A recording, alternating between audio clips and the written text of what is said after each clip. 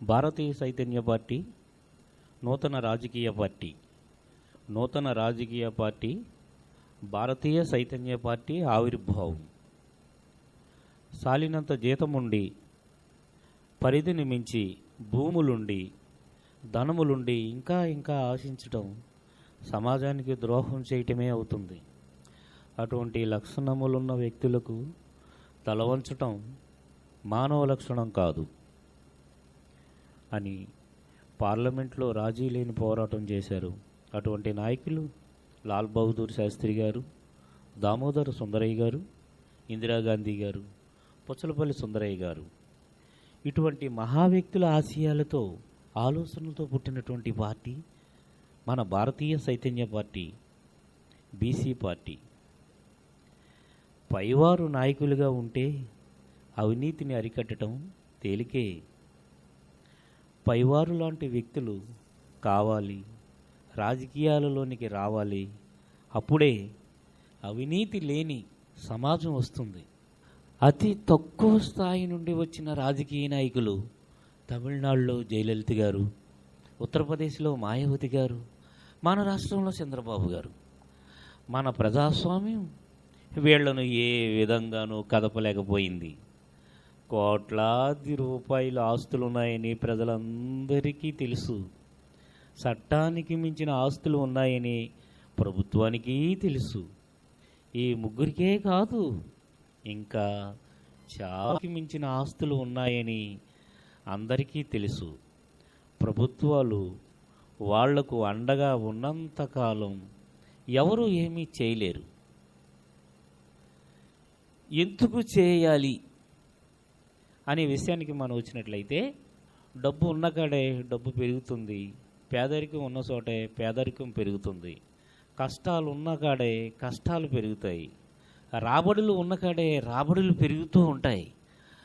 అందువల్ల కోటీశ్వరుడు ఇంకా కోటీశ్వరుడు అయిపోతూ ఉంటే పేదవాడు మరి కాస్త పేదవాడైపోయి ఆత్మహత్య చేసుకునే పరిస్థితికి దిగజారుతారు. అందువలన ఎంతో కొంత మనకి ఇంతవరకు ఉంది చాలు అనే ఆలోచన ప్రతి ఒక్కరికి రావాలి. అదే మా ఆలోచన.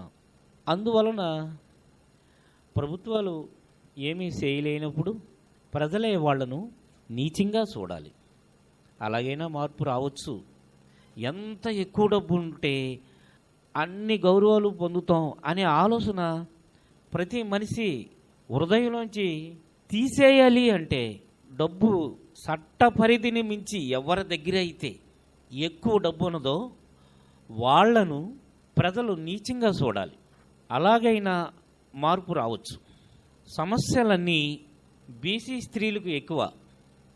అందువలన బీసీ స్త్రీలు అతి ధనవంతులను నీచంగా చూడాలి. సమాజానికి చెందవలసిన సొమ్ము సమాజానికి చెందకుండా కొంతమందే పోగు చేసుకుంటున్నప్పుడు అటువంటి మనుషులను, ప్రతి ఒక్కరిని బీసీ స్త్రీలు నీచంగా చూడాలి.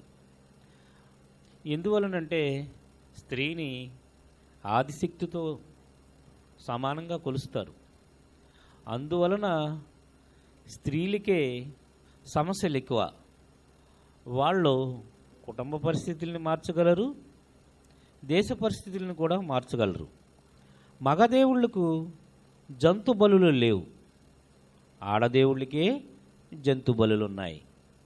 ఏ మగదేవుడికి రక్తార్పణ లేదు, ఆడదేవతలకే రక్తార్పణ ఉన్నది.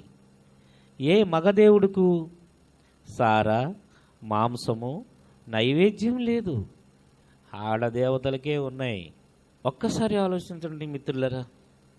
ఏ మగదేవుడికి దున్నపోతు బలులు లేవు, ఆడదేవతలకే దున్నపోతు ఒళ్ళు, నరబలులు కూడా ఉన్నాయి.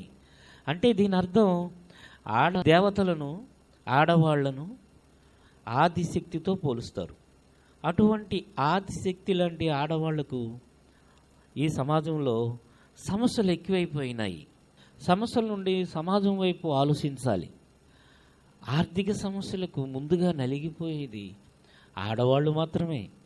అందుకు ఆడవాళ్ళు నడుం బిగించాలి. అందరికీ చెందిన సంపద కొందరి దగ్గరే ఉంటే కుదరదని నీచంగా చూడాలి. రాజ్యాంగం ఏం చెబుతుంది ఒకసారి చదవాలి. ఆడవాళ్ళు ఏదైనా చేయగలరో చేస్తారు. అణగారిన బీసీల్లో ఆడవారు ఎక్కువ.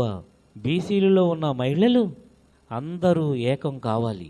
బీసీ మహిళా ఓట్లతో ఈ దేశాన్ని పరిపాలించవచ్చు. బీసీ మహిళలు ఈ దేశంలో 30% ఉన్నారు. 30% ఓట్లు మీరు ఎవరికిస్తే వారే ఈ దేశాన్ని పరిపాలించవచ్చు. ఈ దేశాన్ని పరిపాలించడం అంటే వివిధ రూపాలలో వచ్చినటువంటి కోట్లాది రూపాయలు పేదరికానికి, పేదరికానికి, మౌలిక వసతులకు మళ్లించటమే.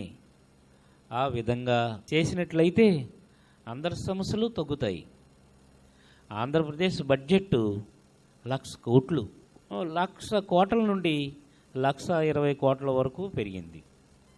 1,00,000 కోట్లను దారిద్ర్యాన్ని వదలగొట్టుటకు 1 సంవత్సరం బడ్జెట్ కేటాయిస్తే పేదసాదల బాధలు పారిపోతాయి.